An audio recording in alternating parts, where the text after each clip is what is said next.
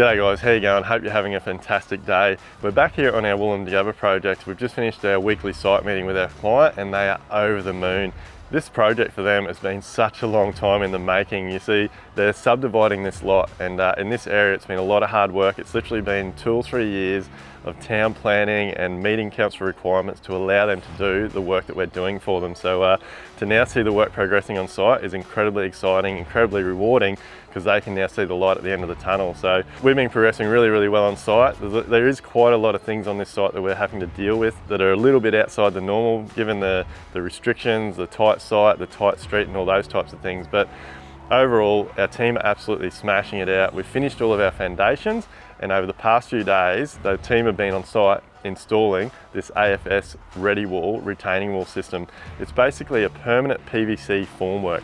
So later on today, we've got our engineer's inspection. We'll then get the concrete pump on site, and this afternoon we'll be core filling this wall.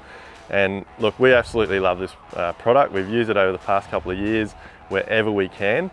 It's just so clean and simple and easy. It means as soon as our foundations are poured, our carpenters can come straight in and we can install this formwork, we prop it all up and then we core fill it. It's so easy.